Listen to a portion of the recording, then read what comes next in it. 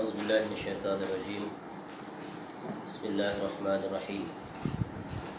السلام عليكم ورحمة الله وبركاته.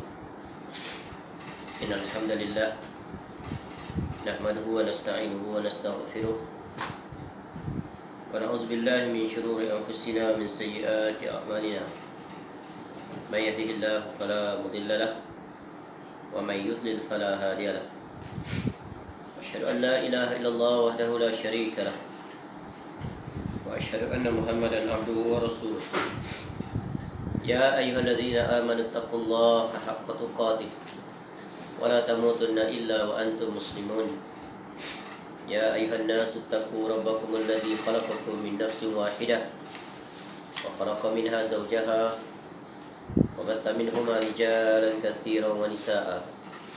واتقوا الله الذي تساءلون به والأرحام إن الله كان عليكم رقيبا. يا أيها الذين آمنوا اتقوا الله وقولوا قولا سديدا يصلح لكم أعمالكم ويغفر لكم ذنوبكم ومن يطع الله ورسوله فقد فاز فوزا عظيما. أما بعد فإن أصدق الحديث كتاب الله وخير الهدي هدي محمد صلى الله عليه وسلم وشر الأمور محدثاتها وكل محدثة بدعة وكل بدعة ضلالة وكل ضلالة في النار. اللهم إنا نسألك علما نافعا. Ya Allah, kami memohon kepada Engkau ilmu yang bermanfaat, wariskan thayyibah dan rezeki yang baik, wa amalan mutaqabbalan dan amal yang diterima. Alhamdulillah, kita bersyukur kepada Allah SWT dapat kita bertemu semula pada malam ini untuk kita menyambung kuliah kita dengan mengambil faedah daripada kitab yang bertajuk Amalan Sunnah Setahun menurut Al-Quran dan As-Sunnah yang disusun, yang ditulis oleh Al-Ustaz Yazid bin Abdul Qadir Jawas Hafizahullah Ta'ala. Kita masih lagi berada pada bab yang ketiga, pada membincangkan tentang tauhid adalah semulia-mulia amalan setiap muslim. Dan kita berada pada bahagian D, iaitu menjauhkan diri dari syirik. Dan kita berada pada perbahasan, iaitu pada muka surat 84. Setelah sebelum itu, ya, kita telah mengambil faedah daripada dua jenis syirik yang hendaklah dan wajib bagi setiap muslim menjauhinya dan meninggalkannya, iaitu yang pertama adalah syirkun akbar yang menyebabkan pelakunya kekal di dalam neraka selama-lamanya jika dia mati dalam keadaan tidak bertaubat di atas apa yang dilakukannya. Yang keduanya adalah syirkun asghar. Jadi untuk perbahasan pada malam ini kita akan lihat bahagian yang kedua daripada dua jenis syirik itu, iaitu syirkun asghar, syirik kecil, pada muka surat 84. Berkata Al-Ustaz Hafizahullah Ta'ala, syirik asghar iaitu syirik yang tidak mengeluarkan pelakunya dari agama Islam, akan tetapi mengurangi darjat tauhidnya dan pelakunya kerana sekian lama bergelimang dalam syirik kecil dapat tergelincir dalam dosa besar. Baik. Jadi syirik asghar ia merupakan syirik yang belum sampai pada darjat syirik akbar. Namun ia termasuk dosa yang paling besar setelah dosa syirik akbar. Walaupun dia namanya syirik asghar, syirik kecil, tapi dia merupakan dosa yang paling besar sesudah syirkun akbar. Jadi kalau mengikut urutan susunan dosa-dosa besar di sisi Allah Ta'ala, dosa yang menduduki ranking nombor 1 adalah syirik kepada Allah. Syirkun akbar yang menyebabkan pelakunya keluar daripada agama, murtad. Kemudian disusuli dengan dosa besar yang kedua adalah syirkun asghar. Dosa yang tidak sampai darjat pelakunya termasuk dalam syirkun akbar, namun dosanya tetap sangat besar. Kemudian sesudah dua dosa ini, barulah disusuli dengan dosa yang ketiga terbesar, iaitu melakukan bid'ah, mempelopori bid'ah, melakukan bid'ah. Kemudian yang keempat, selain daripada tiga tersebut, yaitu dosa-dosa besar. Seperti ya, dosa besar yang pertama menduduki dalam rangkaian dosa yang keempat. Dosa pertama tadi apa? Syirkun akbar, syirkun asghar, ya, bid'ah. Yang keempat, dosa-dosa besar. Dan dosa besar ranking nombor satunya adalah meninggalkan solat. Kemudian diikuti dengan dosa-dosa yang lain, tidak berpuasa pada bulan Ramadan, tidak mengeluarkan zakat bila cukup haul dan nisab, tidak menunaikan haji bila tidak ada halangan untuknya. Kemudian ya, dosa-dosa yang lain seperti ya, minum arak, berjudi, rasuah, berzina, dan apa saja. Ya, ini adalah 4 ya, bentuk dosa yang menyebabkan pelakunya mendapat kemurkaan Allah Ta'ala dan kesudahannya nanti akan mendapat azab di negeri akhirat. Baik, kembali ya. Jadi seperti bersumpah dengan selain nama Allah. Ini contoh-contoh syirik asghar. Berbuat riak, mengucapkan Masya Allahu wa syi'ta, dengan kehendak Allah dan kehendakmu. Mengucapkan laulallahu wa anta, kalau bukan kerana Allah dan kamu. Dan ucapan-ucapan lain yang sering diucapkan lisan walaupun tidak dimaksudkan berbuat syirik. Jadi cukup dengan ucapan Masya Allah, lebih sempurna dalam keikhlasan. Meskipun boleh diucapkan dengan yang lain, dengan lafaz summa, seperti Masya Allahu summa sya'a fulan. Tetapi yang terbaik adalah cukup berkata Masya Allah wahdah. Meskipun syirik kecil tidak menjadikan pelakunya keluar daripada agama Islam, akan tetapi syirik jenis ini dapat mengurangi tauhid dan merupakan wasilah jalan kepada syirik besar. Jadi syirik asghar ini adalah ya, satu jalan sarana yang mengurangkan kesempurnaan tauhid. Ya, akan mengurangkan kesempurnaan tauhid, bahkan jika tidak dijaga akan membawa kepada syirkun akbar. Baik, sekarang kita lihat perinciannya. Syirik kecil pula terbahagi kepada 2. Kalau syirkun akbar dijelaskan ada 4 jenis. Ya, ada 4 macam pokoknya, yaitu syirik dalam berdoa, syirik dalam niat, keinginan dan tujuan, syirik dalam ketaatan, syirik dalam mahabbah. Adapun syirkun asghar terbagi pada 2. Yang pertama adalah syirik zahir, yang nyata, yang nampak, yaitu syirik kecil dalam bentuk ucapan dan perbuatan. Ucapan boleh didengari, perbuatan boleh dilihat. Misalnya bersumpah selain dengan nama Allah Azza wa Jal. Ya, kerana bersumpah selain dengan nama Allah adalah perkara yang dilarang, membawa kepada dosa. Sebagaimana sabda Nabi SAW, man khalafa bi khairillahi faqad kafara aw asyrak. Barang siapa bersumpah dengan selain nama Allah, maka dia telah berbuat kufur atau syirik. Itu ya, ada hadis Nabi SAW yang menjelaskan tentang larangan ini. Ya, itu. Atau dalam hadis lain Nabi SAW bersabda, idza khalafa ahadukum falyaqul Masya Allahu wa syi'ta, walakin liyaqul Masya Allahu summa syi'ta. Ini adalah dalam bentuk ucapan. Ya, bentuk ucapan. Apabila salah seorang daripada kamu bersumpah, jangan dia mengatakan atas kehendak Allah dan kehendakmu. Akan tetapi hendaklah ya, dia ucapkan atas kehendak Allah kemudian kehendak kamu. Ya. Ini satu perkataan saja yang membezakan sama ada dia jatuh pada syirik asghar atau tidak, iaitu perkataan summa, perkataan yang mengikutinya, yang menghubungkan di antara Allah Ta'ala dengan makhluk. Apabila disebut dengan menggunakan huruf ataf waw, maka itu seolah-olah menyamakan Allah dengan makhluk. Ya. Lihat betapa telitinya Nabi SAW mengajar kita dalam bab untuk menjaga akidah. Sehingga dalam ucapan huruf yang satu, huruf waw saja, ya, hendaklah dielakkan, tapi ganti dengan summa, kemudian.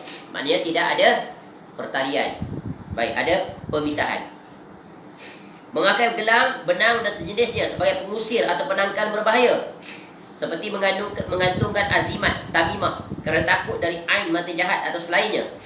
Ya. Ini adalah bergantung kepada perkara-perkara yang tidak merupakan sebab, yang tidak menjadi sebab kepada sesuatu. Kita belajar dah kaedah, apabila ya, menjadikan sesuatu yang bukan sebab sebagai sebab, maka itu membawa kepada kesyirikan. Seperti contoh, menggantungkan azimat kerana takut dari ain mata jahat atau lainnya. Jika seseorang meyakini bahawa kalung, benang atau azimat itu sebagai penyerta untuk menolak berbahaya dan menghilangkannya, maka perbuatan itu adalah syirik asghar. Kerana Allah Ta'ala tidak menjadikan sebab-sebab hilangnya berbahaya dengan hal tersebut. Sebab apa? Sebab gelang azimat tidak ada bukti sama ada daripada syariat yang mengesahkannya, bahkan sebaliknya, atau dari jurusan sisi iaitu eksperimen, pengalaman, tajribah, pembuktian di lapangan, boleh dibuktikan secara saintifik, secara ilmiah, secara empirik atau secara pengalaman. Jadi azimat tak pernah ada dapat dibuktikan dengan kaedah itu.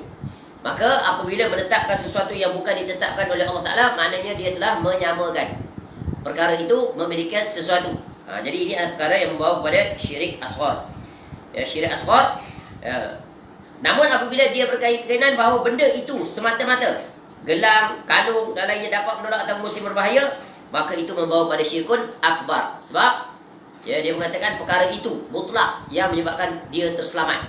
Contoh, rumahnya tak terbakar, lalu dia katakan pada orang ramai, dengan sebutan Alhamdulillah, Alhamdulillah rumah saya tak terbakar. Kenapa? Kerana dalamnya saya letakkan satu kayu, satu pohon, pohon ajaib, pohon apa nama tak kisahlah, tapi pohon tu memiliki keistimewaan. Pada i'tiqadnya pohon tu ada fadilat. Bila letak di rumah, maka pencuri tak masuk, rumah tak terbakar. Dan tiba-tiba memang berlaku seperti itu. Maka dia menyandarkan sepenuhnya kepada kayu atau tangkal atau azimat atau apa saja, logo dan sebagainya. Maka itu membawa kepada syirik akbar, kerana dia menggantungkan diri selain daripada Allah Subhanahu wa ta'ala. Baik. Yang kedua, syirik khafi. Ini syirik yang nampak, yang zahir dengan ucapan dan perbuatan. Adapun syirik khafi yang tersembunyi, iaitu syirik dalam hal keinginan dan niat, benda yang berada dalam hati. Hati tempatnya keinginan dan niat. Misalnya riya. Ini riya. Riya ingin dipuji orang, sum'ah ingin didengar orang, dan selainnya. Seperti melakukan suatu amal tertentu untuk mendekatkan diri kepada Allah Azza wa Jalla, tapi dia ingin mendapat pujian manusia. Misalnya dengan memperindah solatnya kerana untuk dilihat oleh orang, atau bersedekah secara terang-terangan atau sembunyi-sembunyi, tapi kemudian dia declare, dia isytiharkan, bagi tahu kepada orang dengan niat dan keinginan dia agar dipuji oleh orang, sama ada dia secara individu atau secara organisasi dan sebagainya, demi untuk meraih kepentingan lain pula dari puji-pujian itu, dari apa yang dia sebut, dan memperindah suaranya dalam membaca Al-Quran agar didengar orang lain sehingga mereka menyanjung atau memujinya. Ini perkara-perkara yang hendaknya dijauhkan, dielakkan dalam kita melakukan amal ibadah kepada Allah. Kenapa? Kerana akibatnya sangat membinasakan, iaitu letih beribadah tapi pahalanya tidak diraih atau tidak diperolehi. Khususnya dari dua jurusan ini menunjukkan betapa besarnya bencana yang diakibatkan oleh syirik, iaitu syirkun asghar. Walaupun dia berada di bawah syirkun akbar, tapi akibatnya yang membinasakan sehingga pelaku-pelakunya nanti di negeri akhirat akan juga dihumbankan ke dalam neraka. Sebagaimana sabda Nabi SAW tentang orang yang berbuat amal ibadah tapi tidak kerana Allah, tapi nak menunjuk-nunjuk pada manusia, ar-riya. Dalam sebuah hadis Nabi SAW bersabda, Inna akhwafa ma akhafu alaikum asyirkul asghar. Sesungguhnya suatu hal yang paling aku takutkan kepada kamu adalah syirik asghar. Qalu, maka para sahabat Nabi SAW bertanya, wa syirkul asghar ya Rasulullah sallallahu alaihi wasallam. Apakah dia syirik asghar itu wahai Rasulullah sallallahu alaihi wasallam? Lalu yaqulu qala Rasulullah sallallahu alaihi wasallam ar-riya. Jawab Nabi sallallahu alaihi wasallam iaitu riya. Ar-riya, sebab buat bukan kerana Allah, tapi nak tunjuk-tunjuk pada orang. Yaqulullahu ta'ala yaumal qiyamati idza juzi'an nasu ba'amalihim idhabu ila alladhina kuntum tara'una fid dunya fanzuru hal tajiduna indahum jazaa'a. Lalu Allah Ta'ala pada hari kiamat nanti, setelah manusia semua diberikan balasan atas amalan mereka, Allah Ta'ala akan berfirman kepada mereka, pergilah kamu kepada orang yang dahulu kamu berbuat riak pada mereka di dunia, maka lihatlah apakah kamu mendapat balasan daripada mereka. Jadi Allah ancam. Di dunia dulu kamu buat bukan kerana aku kan, kerana manusia. Sekarang kamu pergilah minta pada mereka, apa yang akan kamu dapat. Jadi betapa besarnya bencana riak ini. Dalam hadis yang lain Nabi SAW menyebutkan, ayuhan nas, wahai semua manusia, iyyakum wa syirkas sarair. Janganlah kamu melakukan syirik sarair, yaitu yang tidak nampak jelas atau sama-sama. Qalu ya Rasulullah, wa ma syirkus sarair? Ya Rasulullah, apakah yang dimaksudkan dengan syirik sarair itu? Lalu Nabi SAW menjawab, qal yakumur rajulu, berdiri seorang lelaki. Seorang lelaki dia berdiri, fayusalli fayuzayyinu salatahu lima yara min nazarir rajuli ilaihi fadzalika syirkus sarair. Nabi SAW bagi contoh, iaitu jika ada seorang berdiri dan mengerjakan solat, kemudian dia baguskan solatnya kerana dia melihat ada orang yang memperhatikannya, maka demikianlah yang disebut dengan syirik sarair. Sungguh buat tu sebab orang. Sebab orang. Ketika bapa mentua datang, bukan main lagi, rajin baca Quran, rajin solat sunat, bangun awal. Tapi bapa mentua balik, tak seperti itu kelakuannya. Balik berdasar, malas lagi. Di masjid bukan main, baca doa panjang-panjang, baca doa, baca berlagu, bagai menangis lagi, merayu-rayu, merintih, duduk rumah doa tak baca kalau solat bersendirian. Itu tanda orang yang riak. Orang yang riak ni ciri khas orang munafik. Orang munafik dan menunjuk-nunjuk. Jadi Allah Ta'ala tak berhajat kepada amalan yang sesuatu itu dilakukan selain daripadanya atau disekutukan bersamanya. Qala Allah Ta'ala, ana aghna syuraka'i ani syirki, man amila amalan asyraka ma'i fihi ghairi taraktuhu wa syirka. Aku sama sekali tidak memerlukan sekutu. Barang siapa yang mengerjakan satu amalan yang di dalamnya dia menyuntukkan diriku dengan selainku, niscaya akan aku tinggalkan dia bersama sekutunya. Jadi ini satu perkara yang hendaknya kita ingat supaya kita dapat selamat. Jadi sebenarnya Al-Ustaz Hafizahullah Ta'ala meletakkan bab-bab ini supaya kita memiliki asas yang kukuh, yang kuat sebelum kita masuk kepada melaksanakan amalan-amalan. Kerana apa? Kerana asas ini sangat menentukan dan merupakan syarat untuk diterimanya amalan-amalan yang kita lakukan. Kerana apa? Letih. Seseorang yang menghabiskan usianya di dalam melaksanakan amalan-amalan sunat ni, kerana amalan sunat ni meletihkan. Kerana banyak mengambil masa kita. Kerana ia menunjukkan kesungguhan dia di samping amalan yang wajib, dia berusaha untuk melaksanakan amalan-amalan yang sunnah. Jadi hendaklah seorang itu pastikan dia teliti supaya jangan keletihan dia, kesusahan dia, kepayahan dia, susah payah yang dia lakukan, korbankan masa, tenaga dan sebagainya, tiba-tiba ketika dia berdiri di hadapan Allah, maka amalan-amalan yang dia bawa itu tiada nilai satu pun di sisi Allah. Wa qadimna ila amilu min amalin faja'alnahu haba'an mansura. Allah hadapi amalan kita itu semua, dan Allah tak terima. Bahkan Allah jadikan seluruh amalan yang kita bawa itu menjadi seperti debu-debu yang berterbangan. Itu satu bab. Yang paling membinasakan adalah dihumbankan ke dalam neraka. Dihumban pula untuk tempoh yang selama-lamanya kekal. Padahal di dunia dia beranggapan banyak amalan soleh. Jadi menunjukkan betapa wajibnya seorang itu sentiasa hazar, berhati-hati, takut, khawatir. Maka untuk dia memiliki sifat hazar, takut, khawatir dan sebagainya, maka kewajipannya adalah apa? Kewajipannya memastikan amal yang dilakukan itu memenuhi syarat yang telah ditetapkan oleh Allah.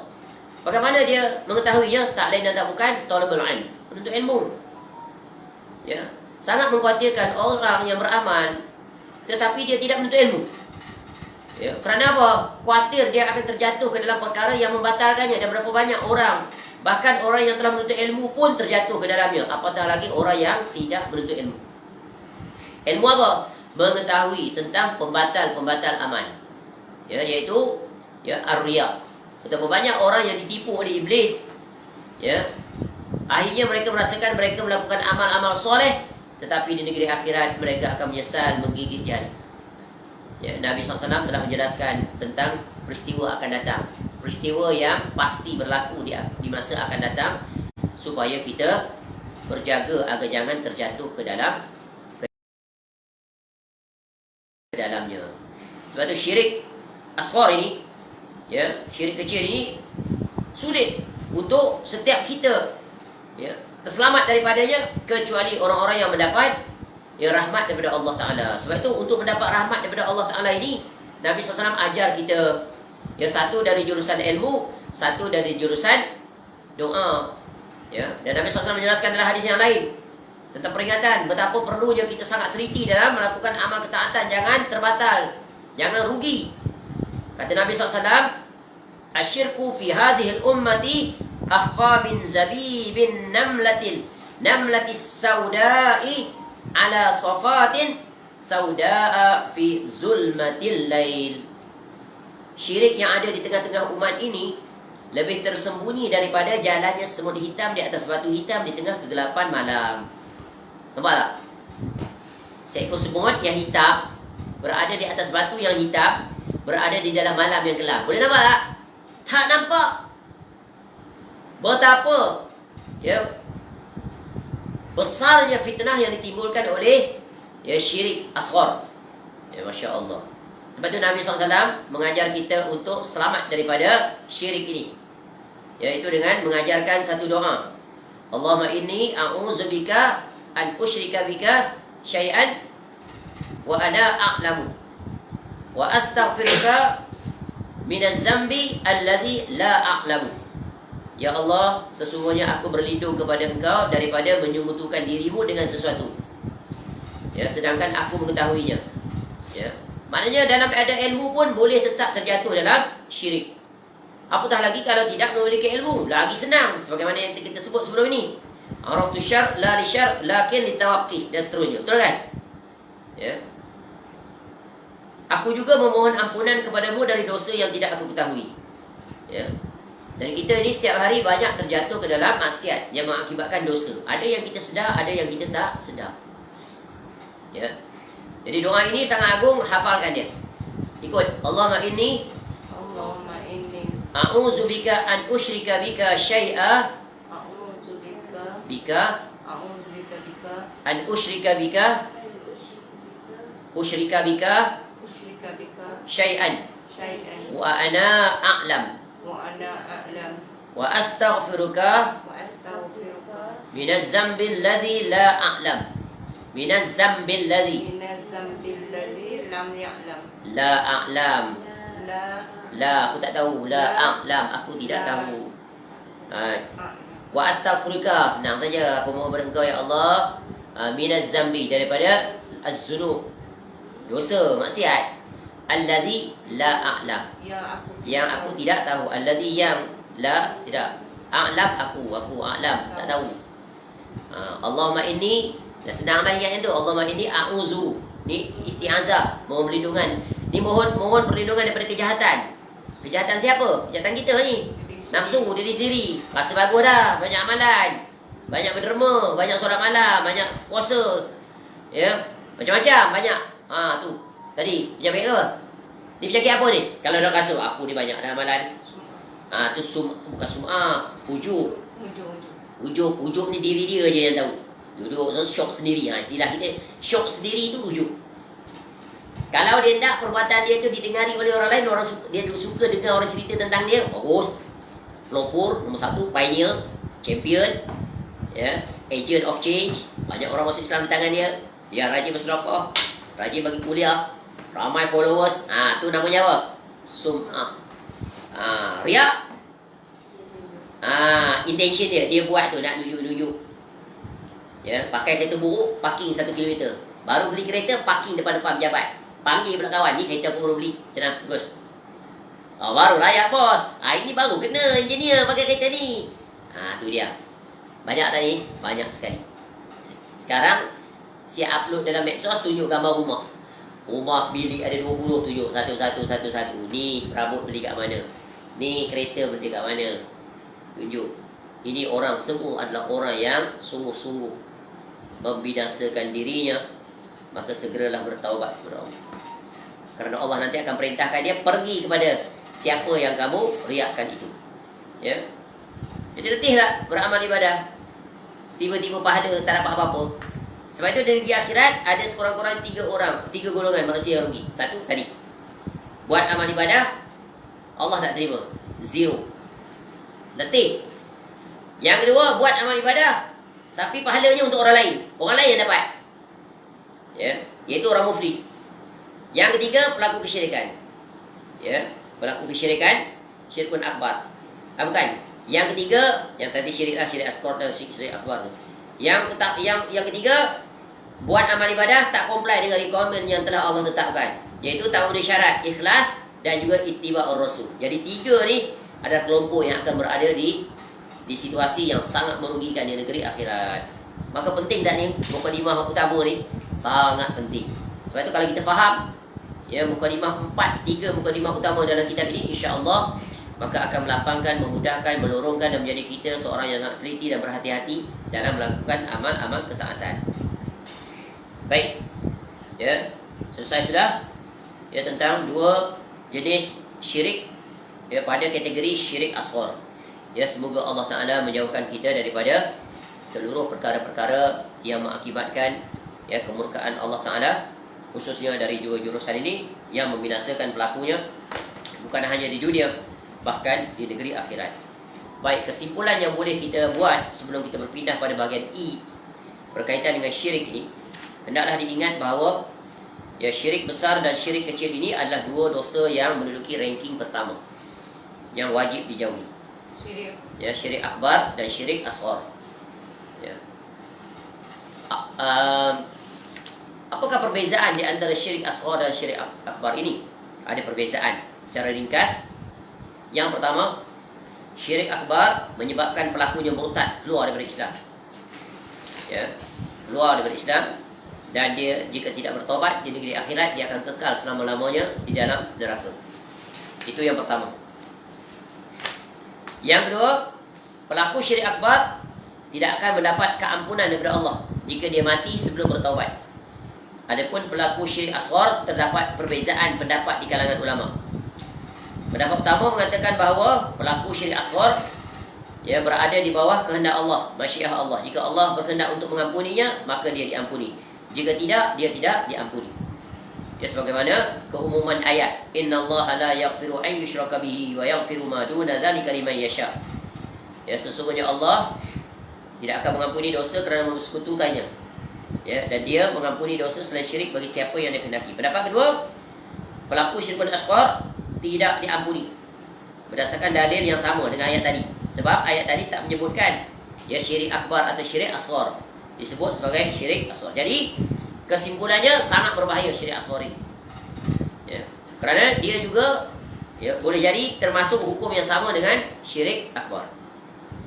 Yang ketiga, syirik akbar menghapuskan semua amalan pelakunya, habis. Walau asyraku lahabita anhum ma kanu ya'malun.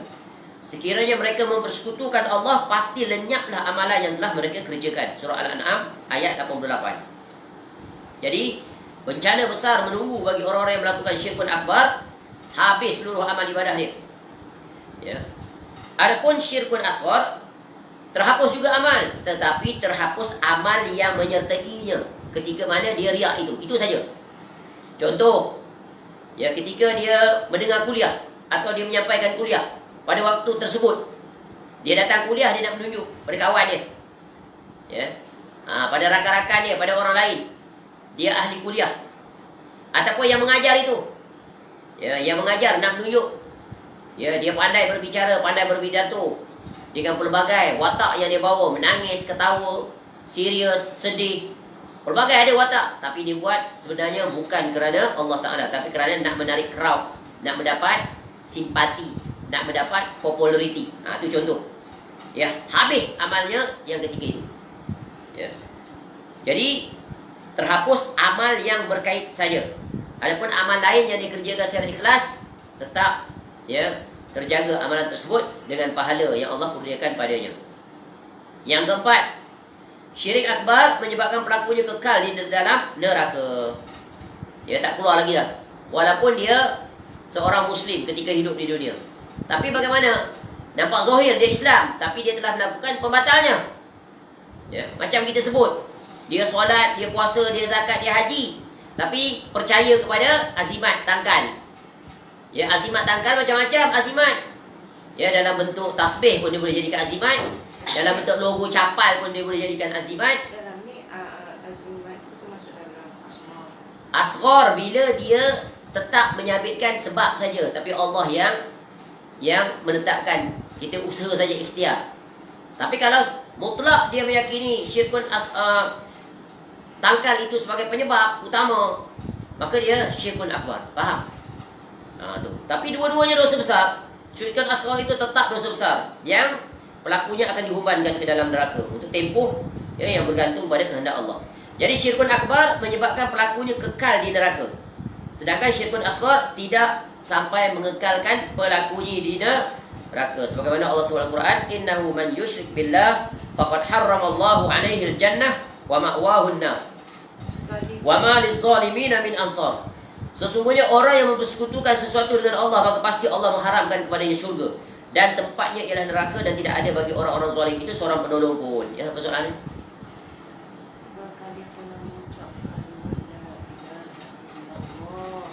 Ucapan kalimah la ilaha illallah, bukankah kita telah pelajari, bukan hanya sekadar ucapan, mesti memenuhi 7 syarat. Dihimpunkan semua dalil-dalil. Ya. Kalau begitulah hanya sekadar ucapan, orang munafik juga mengucapkan kalimah la ilaha illallah, tapi dia tak memenuhi syarat di mana? Dia tidak ada keikhlasan, dia tidak ada keyakinan, dia tidak ada ketundukan, dia tak ada kecintaan. Dia hanya berpura-pura dengan ucapan saja, dengan perbuatan, tapi tidak masuk ke dalam hatinya. Ya, sebab itu ketika mana Nabi SAW menegur orang-orang Arab Badui, qalatil a'rabu amanna qul lam tu'minu walakin qulu aslamna wa lam yadkhulil imanu fi qulubikum. Sebut sebagai seorang muslim, bukan beriman. Sebab apa? Iman tak masuk lagi dalam hati kamu. Sebab iman itu di dalam hati. Apa yang membezakan orang munafik, orang kafir dan seorang muslim yang mukmin? Orang kafir yang membezakan seluruh ucapannya tidak, imannya tidak, katanya tidak, semua menolak. Seorang mukmin, imannya, hatinya beriman, lisannya mengucapkan, anggota tubuh badannya tunduk berbuat. Munafik, lisannya berzikir kepada Allah, la ilaha illallah, Allahu akbar, wallahi wa tallahi dan berbagai. Solat dia di belakang Nabi SAW, yang ikut berjihad dan sebagainya, tapi hatinya menolak. Hatinya mengingkari. Sebab itu pentingnya kita belajar tentang rukun dan syarat la ilaha illallah. Ya. Kita belajar tentang syarat. Sebab itu wajib kita ingat, untuk sempurna keislaman seseorang, keimanan seseorang yang melayakkan dia memasuki syurga Allah Ta'ala, wajib dia memenuhi syarat-syarat syahadatain. Setelah dia mendirikan rukun-rukun. Rukun tu foundation. Ya, syarat-syarat itu adalah pelengkapnya. Macam Islam, dia adalah yang zahir nampak, iman yang dalam, amalan yang dalam, betul kan? Akar-akar pohon. Islam yang nampak, ya. Ihsan buahnya, akhlaknya, nampak tak? Jadi begitulah dia syahadah, ya. Yang dimasukkan oleh Nabi SAW itu, ya, syahadah yang terhimpun pada dia 7 syarat. Baru dia layak memasuki syurga. Apa yang pertama? Iaitu dia faham makna la ilaha illallah itu apa. Orang kafir pandai tak dia ucapkan kalimah la ilaha illallah? Pandai, dia boleh tiru kita. Bahkan ada orang-orang kafir yang hidup berjiran dengan kaum muslimin, dia sebut pun insya-Allah, ya assalamualaikum, la ilaha illallah, ada. Boleh sebut, tapi Islam tak dia? Tak. Ya. Dia sebagai kebiasaan dia. Kalau orang Arab, orang kafir, Allah, wallahi, sebut dia Allah. Nampak? Tu. Yang kedua apa? Yakin. Kalau dia sebut la ilaha illallah, tapi dia tak yakin, bagaimana? Ya. Al-qabul, menerima. Menerima maknanya menunaikan. Natijah daripada kalimah la ilaha illallah itu menunaikan haknya. Ya, iaitu tidak melakukan kesyirikan. Tapi dia terlibat dalam kesyirikan, bagaimana dia boleh masuk dalam kategori qabul? Islam larang memakai tangkal, memakai azimat. Ya. Letak frame capal di rumah dengan andaian ada fadail, rumah tak terbakar, tak masuk pencuri, ya, murah rezeki. Tu kan bergantung kepada capal, bukan bergantung kepada Allah. syirkun akbar. Contoh, ya. Boleh faham? Tu. Ya, ikhlas. Yang kelima. Yang keenam, as-sidqu. Yang ketujuh, al-mahabbah, dan begitu seterusnya. Boleh dirujuk kembali pada bab tersebut. Jadi ini adalah perkara yang besar. Ya, jadi itu adalah perbezaan di antara, ya, perbezaan di antara apa? Ya, syirik, ya, syirik asghar dan syirik akbar. Dan yang kelima, syirik akbar, ya, menghalalkan darah dan harta pelakunya, sedangkan syirik asghar tidak. Ini kewajipan para pemerintah. Bila seorang telah murtad daripada agama, ya, maka halal darahnya. Contoh, ya, seperti di negara Arab Saudi ditegakkan hukum, ya, kepada tukang sihir. Tukang sihir itu kan dia syirkun akbar lah. Dia melakukan kesyirikan kepada Allah, keluar daripada agama, murtad, maka dihukum, pancung dia. Ya, sebab apa? Bersyarikat dengan syaitan, jin. Ya, dan melakukan amalan-amalan kebinasaan. Ya, sebab nak jadi ahli sihir mesti melakukan syirik yang paling besar. Lagi besar kesyirikan dia, lagi kuat sihir dia. Itu boleh dibaca dalam kitab-kitab yang membahaskan tentang, ya, ilmu dan pelaku practitioner sihir. Ya, dan begitulah syarat-syarat mereka untuk jadi ahli sihir. Sehingga ada di antara mereka, ya, menggunakan kertas Al-Quran itu untuk dipijak, ya, diletakkan darah haid di atasnya, digunakan untuk beristinja, wal iyazubillah. Nampak? Kafir, kufur orang yang membuatkan amalan seperti itu. Kerana apa? Menghina ayat-ayat Allah Ta'ala. Begitu juga kalau dia pakai hadis-hadis Nabi SAW, sama. Sebab itu hadis Nabi SAW, ayat-ayat Al-Quran hendaklah dimuliakan oleh umat Islam. Ya, jangan dipermudah-mudahkan, jangan dibuang rata-rata. Kalau tidak, kita bakar dia. Ya, habis semua, tak nampak lagi dah. Ya, jangan digunakan kertas itu. Contoh juga, macam contoh, benda-benda baik tak boleh dicampur dengan benda-benda kotor. Tapi ini bukan jurusan akidah, tapi Islam memuliakan benda-benda. Contoh, makanan. Lebihan makanan kita buang dalam tandas. Nampak tak? Itu dilarang. Ya, tak boleh dia buang ke tempat seperti itu. Apatah lagi ayat-ayat Al-Quran, hadis-hadis Nabi SAW hendaklah dimuliakan. Ya, kerana dia berkaitan dengan, ya, agama. Dia berkaitan dengan Allah Ta'ala. Baik, selesai. Masih ada sedikit masa, kita masuk bahagian I. Ancaman bagi orang yang berbuat syirik. Ini jelas. Adapun perincian dalam bab syirik dan tauhid ini, bolehlah kembali merujuk kepada dua siri kuliah kita yang telah berlalu, iaitu dengan dua kitab. Yang pertama, kitab yang telah kita pelajari, syarat dan rukun tauhid. Yang kedua, kitab yang khusus membahaskan tentang bahaya syirik. Maka ulang kaji kembali bab ini. Ya, selalu diulang-ulang. Supaya apa? Supaya kita kukuh, teguh, selamat. Ya, sentiasa teliti dan berhati-hati. Ya, kerana hidup kita ini tempoh masanya singkat. Pastikan kita lakukan yang muwafaqah dengan apa yang telah ditetapkan oleh Allah. Jangan nanti ketika berdiri di hadapan Allah di negeri akhirat, tiba-tiba termasuk dalam kelompok yang rugi. Ya, jangan sekali-kali. Sebab itu berdoa kepada Allah agar kita termasuk dalam golongan orang yang beruntung, ya, menjadi hamba yang sentiasa bertauhid, yang teguh di atasnya, dan mohon pada Allah agar diterima seluruh amal-amal. Dan jangan lupa doa tadi, Allahumma inni a'udzubika min an usyrika bika syai'an wa ana a'lamu wa astaghfiruka minaz zambi alladzi la a'lam. Baik. Allah Azza wa Jalla dan Rasulnya sallallahu alaihi wasallam mengancam orang yang memiliki akidah, yakni keyakinan syirik atau melakukan perbuatan syirik di antaranya. Ini bentuk-bentuk ancaman daripada Allah Ta'ala. Yang pertama, Allah Azza wa Jalla tidak akan mengampuni orang yang berbuat syirik kepadanya jika dia mati dalam kemusyrikannya dan tidak bertaubat kepada Allah Ta'ala. Baik, kita telah sebut tadi, jadi tak perlu kita membacakan dalil-dalil, ya, tapi ini terang dan jelas. Allah sekali-kali tak akan ampuni orang yang berbuat syirik kepadanya, iaitu orang yang kafir kepada Allah, ya, kecuali dia bertaubat. Yang kedua, diharamkannya syurga bagi orang yang musyrik, pelaku kesyirikan. Kena ingat, musyrik, ya, padanya adalah orang kafir, dan padanya juga seorang muslim boleh berlaku. Seorang muslim boleh dipanggil sebagai seorang musyrik bila dia melakukan amalan-amalan kesyirikan. Jadi jangan ingat bila sebut orang musyrik ni nampak orang kafir musyriki, dah tu itu musyrik. Bukan. Nampak orang-orang kafir, ya, seperti orang-orang yang beragama Hindu, Buddha dan sebagainya, itu musyrik. Betul dah. Tapi musyrik itu juga boleh ditujukan kepada seorang muslim bila dia terjatuh dalam perkara-perkara kesyirikan. Ya, maka dia dipanggil musyrik. Sebab apa? Pencinta melakukan amalan kesyirikan. Ini kena faham. Ya. Jadi musyrik itu cakupan dia lebih luas. Termasuk padanya orang kafir, otomatik mereka memang orang yang musyrik, melakukan kesyirikan. Muslim juga boleh terjatuh ke dalamnya dan boleh juga dipanggil musyrik. Maknanya apa? Dia seorang muslim yang melakukan kesyirikan menyebabkan dia terjatuh ke dalam kesyirikan, maka dia boleh jadi seorang berpindah kepada apa? Kafir. Nah, tapi ini ya ada perincian dan ada tegakkan hujah dan pelbagai lagi. Ini di bawah ya kuasa pemerintah. Adapun kita hanya memberi peringatan berdasarkan ilmu supaya jangan dia terjatuh ke dalamnya. Ya. Yang ketiga, syirik menghapuskan pahala seluruh amal kebaikan. Ya. Syirik menghapuskan seluruh amal kebaikan sebagaimana yang telah kita sebut tadi. Ya, walau asyraku lahabita anhum ma kanu ya'malun. Ya. Sekiranya mereka mempersekutukan Allah, pasti lenyaplah amalan yang telah mereka kerjakan. Ya.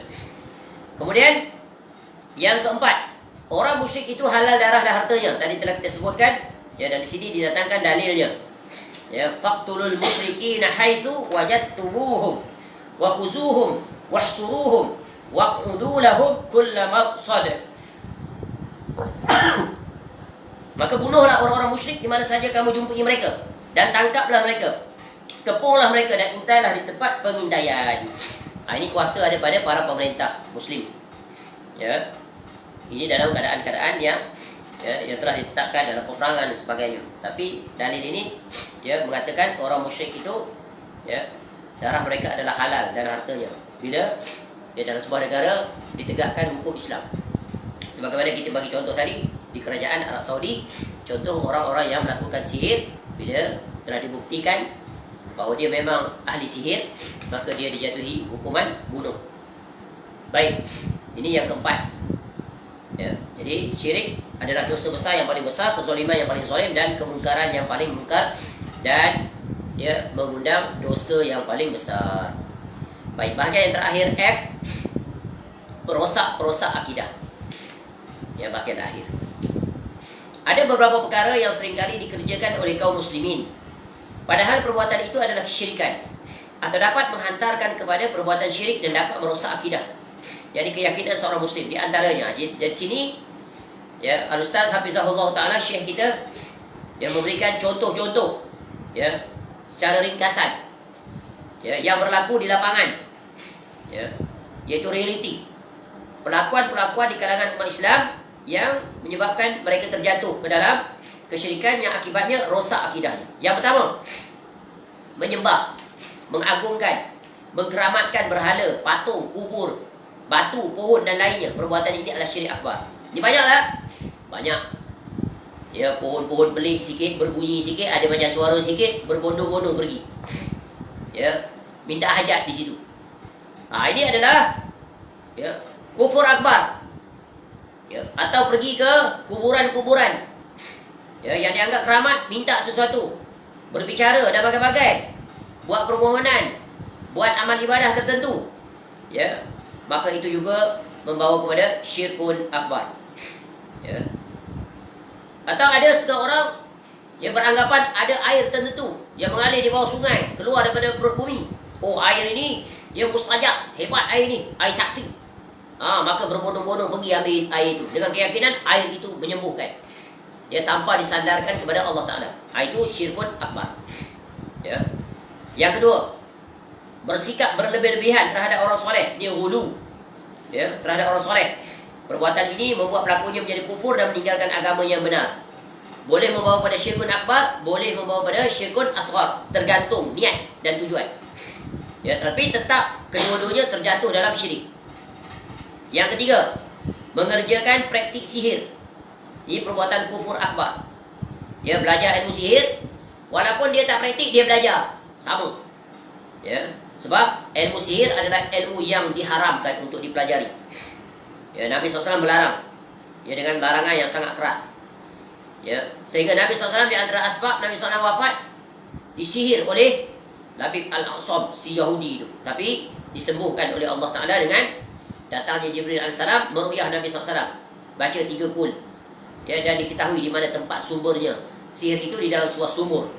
Iaitu tukang sikat Nabi SAW mencuri rambut Nabi SAW, lalu digunakan benda itu untuk menyihir Nabi SAW. Ya, sehingga Allah turunkan ayat ini. Qul a'udzu birabbil falaq. Ya. Tak. Ya. Nabi SAW sakit, sakit, tapi Nabi SAW meninggal. Ya, itu tabi'inya seorang rasul. Nabi SAW meninggal sakit. Tapi sebelum itu Nabi SAW sudah sakit tapi sembuh. Ya. Tu. Dua perkara yang Nabi SAW ya Allah uji, tapi Allah selamatkan. Satu, makan daging kambing yang beracun. Ya, tak sempat makan, tapi sahabat Nabi SAW salah seorangnya telah meninggal. Ya, akibat makan kambing yang beracun. Ya, yang kedua, ini iaitu disihir, tapi kedua-duanya Allah selamatkan Nabi SAW. Yang keempat, nusrah. Nusrah iaitu mengubati sihir dengan sihir. Ini perbuatan syaitan. Yang kelima, ilmu nujum, beramal dengan bintang. Sekarang orang bukan hanya ramal dengan bintang, tak canggih dah. Sekarang ramal dengan tapak tangan, ramal dengan tarik lahi, ramal dengan tek lalat, ramal dengan bentuk hidung, ramal dengan bentuk macam-macam. Ya, ini semuanya kufur akbar. Sebab apa? Sebab dia meletakkan dirinya setara dengan Allah dari sisi apa? Mengetahui perkara ghaib. Sebenarnya dia tak tahu perkara ghaib, tapi dia mengatakan dia mengetahui perkara ghaib. Ya, barang siapa yang mengakui mengetahui perkara ghaib, maka dia telah kufur. Ya, Nabi SAW sendiri pun mengakui tidak mengetahui perkara ghaib, kecuali apa yang diwahyukan kepada Nabi SAW. Ya. 6. Mendatangi dukun, tok bomoh, tok pawang dan tukang ramal. Ini perbuatan kufur dan dosa besar. Walaupun tak membawa pada syirkun akbar, tapi tetap membawa kepada dosa yang sangat besar, sehingga tak diterima solatnya selama 40 hari. Kalau percaya, kufur kepada Nabi SAW ajarannya. Itu boleh bawa pada kufur akbar. Sebab apa? Dukun, tukang ramal, mereka sebarisan dengan tukang sihir. Ilmu mereka diperoleh daripada jin. Kena ikut aturan tertentu, kena penuhi syarat-syaratnya, dan berbagai lagi. Ya, dan perubatan yang mereka lakukan tu natijahnya mencari akal, mencari adat yang manusia takkan mampu melakukannya, melainkan bantuan daripada syaitan atau jin. Bayangkan, ya, dia pegang saja terus hidup. Patah macam mana pun dia pegang hidup. Itu mana datang tu? Tu perbuatan yang mencari adat, dia panggil apa? Istidraj. Yang ketujuh, menisbatkan hujan pada bintang. Ini perbuatan kufur pada Allah Ta'ala. Ya, ada bintang tu hujan je. Maknanya bintang itu yang menentukan hujan turun. Padahal Allah Ta'ala yang menentukan hujan itu turun, ya, atau tidak. Yang ke-8, tiarah, menganggap sial kerana sesuatu. Ini juga perbuatan syirik. Ya. Tu. Tiarah, menganggap sial. Contoh, nak keluar rumah, tengok-tengok ada biawak melintas jalan. Oh, tak boleh keluar ni, sial nanti. Ya, barangkali berlaku aksiden dan sebagainya. Itu membawa kepada syirik. Kalau dia yakin, ya, bahawa biawak itu penentu tentang takdirnya, kufur akbar. 9, memakai azimat. Ini perbuatan syirkun akbar. Tapi bergantung pada situasi tadi. Kalau kita pakai ni usaha je, tapi yang membuatnya, yang menetapkan tetap Allah, itu syirkun asghar, tapi tetap berbahaya. Ya, membawa kepada syirkun akbar akhirnya. Ya, kalau dia kata, oh, dengan sebab saya ada azimat ni, maka saya kebal, maka selamat saya. Ya, hebatnya azimat saya ni. Kafir akbar ni. Ya, hebat siapa? Hebat azimat yang dia pakai. Hebat tu guru tu yang saya belajar dengannya. Tu contoh. Ya. Yang ke-10, memakai benda-benda penangkal sial juga sama. Ya. Supaya rumah jangan sial. Ya. Contoh, ya, jangan sapu pada waktu sekian-sekian. Kalau menyapu nanti mengundang sial. Contoh. Ya. Jangan guna penyapu untuk rotan anak. Nanti anak besok jadi bodoh, bengak. Ni orang tua dulu. Betul. Ya. Tu. Jangan duduk atas bantal, nanti tak dapat jodoh.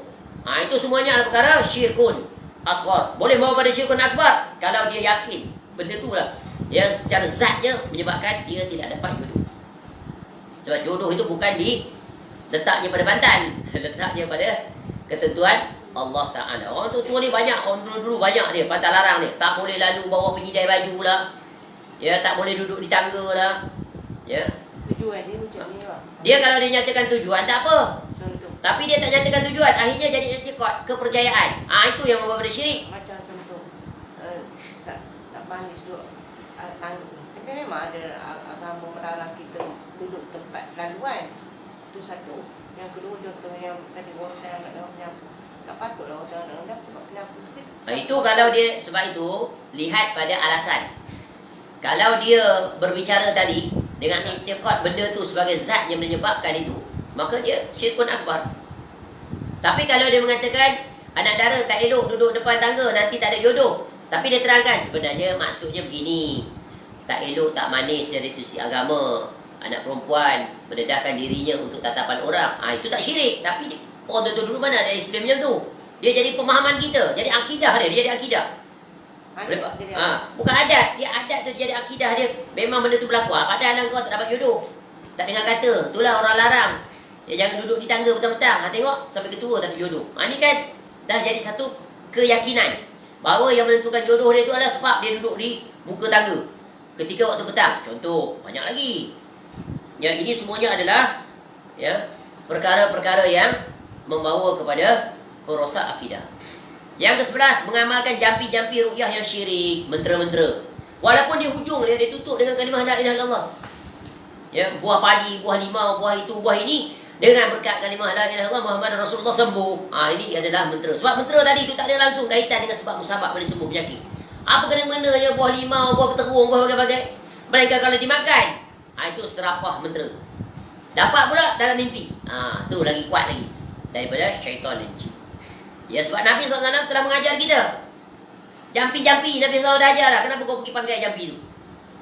Ya, inilah adat budaya yang adat budaya. Walaupun kaedah fiqh kata ya, al-adatu muhakkamah, tapi kena ditapis dulu dengan syariat. Syariat dah ada benda tu. Nabi SAW dah ajar dah. Ya, kalau sakit, contoh pegang tempat sakit, baca ya bismillah bismillah bismillah a'udzu bi'izzatillahi wa qudratihi min syarri ma ajidu wa uhadzir 7 kali. InsyaAllah sembuh. Kalau orang sakit pula kita datang, pegang ni. La ba'sa tahurun insyaAllah. As'alullah al-azim rabbal arsyil azim an yashfiya. Macam-macam lagi doa. Cukup dah. Kenapa nak ada mentera Melayu lagi? Mentera Melayu bukan agama, melainkan mentera daripada jin dan syaitan. Dapat nusi mimpi atau reka-rekaan mereka. Tu. Tinggalkan. Sebab ya, penyembuhan adalah menerusi syariat. Dan syariat telah mencontohkan, menunjukkan, telah cukup dah. Tak perlu direka lah mentera mana, mentera ini, sarapah, jampi itu ini, tak perlu. Sebab cukup dah. Sebab yang mendatangkan sakit Allah, yang mendatangkan penyembuh juga Allah Ta'ala. Dan Allah telah datangkan lengkap. Menerusi jalan syariat, menerusi jalan tajribah, eksperimen yang boleh dibuktikan keberhasilannya. Ya. Yang ke-12, menjadikan kuburan sebagai tempat ibadah. Ini adalah perbuatan syirik yang menyerupai ahlul kitab. Ini telah berlalu penjelasannya. Jangan sekali-kali kita sebut dah kuburan bukan tempat ibadah, kuburan tempat ziarah, mengambil ibrah, supaya kita buat persiapan ya dengan melaksanakan sunah-sunah ketika datang ke kawasan perkuburan. Yang ke-13, bertawasul kepada orang mati. Perbuatan ini ada syirik dan ada yang bid'ah. Ya, bid'ah sebab apa? Nabi SAW tak mencontohkan cara bertawasul ya dalam memohon sesuatu kepada Allah dengan menyandarkan pada orang yang telah mati. Ya. Adapun boleh berbuat pada syirkun akbar bila meyakini bahawa yang ditawasul itulah yang berkuasa untuk menyampaikan hajat atau menunaikan hajat. Ini perbedaannya tipis saja. Ya, dan perbedaan yang tipis inilah menyebabkan jatuhnya banyak orang awam ke dalam syirkun akbar. Sebab apa? Jahil. Sebagaimana jatuhnya kaum Nabi Nuh AS dalam syirkun akbar. Akibat apa? Jahil. Niat baik ya untuk memuliakan orang soleh, tengok mereka ingat kebaikan orang soleh, maka akan bersemangat untuk melakukan amal ibadah seperti orang soleh. Akhirnya yang diibadahinya adalah orang soleh tersebut. 14. Bertabaruk, yakni mengambil berkat dengan benda-benda keramat. Ini adalah perbuatan syirik dan lain-lain. Ya, jadi bertabaruk memang ada dalam agama, tapi hendaklah diketahui tabaruk yang jenis apakah yang dibenarkan dan disyariatkan dalam agama. Ini adalah satu tiap khusus pula. Ya, setiap perkara yang disebut ini ada perincian-perinciannya. Jadi Ustaz Hafizahullah Ta'ala membuka kunci-kuncinya ya, secara umum agar kita mengetahuinya dan agar kita mencari tahu, belajar ya, supaya kita selamat, tidak terjatuh kepadanya. Sungguh telah banyak kesyirikan dan perosak-perosak akidah yang muncul di umat ini ya, dan menjala pada mereka, yang disebabkan jauhnya kebanyakan mereka dari Al-Quran dan As-Sunnah, disebabkan taklid buta kepada nenek moyang mereka tanpa didasari petunjuk, dan dengan sebab sikap berlebihan dalam mengagungkan orang-orang yang mati dan membuat bangunan-bangunan di atas kuburan-kuburan mereka, serta disebabkan bodohnya kebanyakan mereka terhadap hakikat agama Islam yang sebenarnya, yang mana Allah telah mengutus Rasulnya dengan membawa agama ini. Sebagaimana perkataan Amirul Mukminin Umar bin Al-Khattab radhiyallahu an, "Innama tanqudu ural islami urwatan urwah. Idza nasha'a fil islami man la ya'riful jahiliyah." Sesungguhnya perkara-perkara pokok dalam Islam akan terlepas satu demi satu bila di sana lahir generasi yang tidak mengetahui perkara jahiliyah. Juga dengan sebab beredarnya syubhat-syubhat dan cerita-cerita batil yang menyesatkan banyak manusia. Bahkan mereka menganggap hal ini sebagai dalil yang dijadikan sandaran untuk menganggap baik perbuatan-perbuatan yang mereka lakukan. Wallahu musta'an. Ya, dengan Allah lah kita memohon perlindungan. Jadi, ya, penutup dalam bab yang ketiga ini yang berkaitan dengan kesyirikan adalah satu perkara yang sangat besar yang hendaknya kita berjaga-jaga. Kerana perkara ini, apa yang dipaparkan ini, inilah realiti yang banyak berlaku di zaman kita, di tempat kita. Ya, yang paling membinasakan adalah tokoh-tokoh pelopornya adalah sebahagian di kalangan mereka itu adalah para agamawan yang berpenampilan orang soleh, yang membaca Quran, membaca hadis. Tetapi apa yang mereka sampai menyimpang daripada apa yang disampaikan oleh Nabi SAW. Jadi bagaimana jalan selamat? Dua jurusan. Satu, belajar ilmu yang benar dengan para agamawan yang benar. Yang kedua, berdoa, mohon kepada Allah agar tetap di atas jalan hidayah dan dijauhi daripada kesyirikan, istiqamah di atas tauhid. Baik, itu saja. Ya, sudah selesai alhamdulillah. Ya, 3 bab sebagai pintu masuk kepada intipati kitab ini. Yaitu intipati mukadimah ini untuk membawa kita selamat di dalam memulakan langkah untuk melaksanakan amalan-amalan sunnah setahun menurut Al-Quran dan As-Sunnah, yang dimulai dengan bab yang keempat, membahaskan perkara yang pertama, yaitu sunnah-sunnah yang berkaitan dengan sifat, yakni tata cara wuduk dan taharah. Wallahu a'lam. Mudah-mudahan mukadimah yang sangat penting ini akan jelas bagi kita, terhunjang kuat menjadi foundation, asas, trust di dalam kita memulai melakukan amal-amal yang akan kita pelajari seterusnya insya-Allah. Wallahu a'lam. Mudah-mudahan bermanfaat. Semoga Allah kurniakan kita kefakihan, Allah kurniakan kita kesungguhan untuk tetap istiqamah di atas tauhid dan menjauhikan kesyirikan, tetap di atas sunnah dan menjauhi kebid'ahan dan sekutu-sekutunya. Segala kebaikan semuanya adalah milik Allah. Wa bi ni'matin fa minallah. Kekurangan kesilapan semoga Allah memperbaiki dan memberikan kita berbagai kebaikan dan hidayah. Semoga Allah menghimpunkan kita kesemuanya nanti di negeri akhirat, di dalam syurga Firdaus, dapat bersama dengan pengarang kitab ini, hafizahullah ta'ala, bersama dengan Rasulullah sallallahu alaihi wasallam, ma'alladzina an'amta alaihim minan nabiyyin was-siddiqin wasyuhada'i was-salihin wa hasuna ulaika rafiqa. Wallahu a'lam. Subhanakallahumma wa bihamdika asyhadu an la ilaha illa anta astaghfiruka wa atubu ilaik. Wa sallallahu ala nabiyyina Muhammad wa ala alihi wa sahbihi wasallam. Wa akhiru da'wana alhamdulillahi rabbil alamin. Assalamualaikum warahmatullahi wabarakatuh.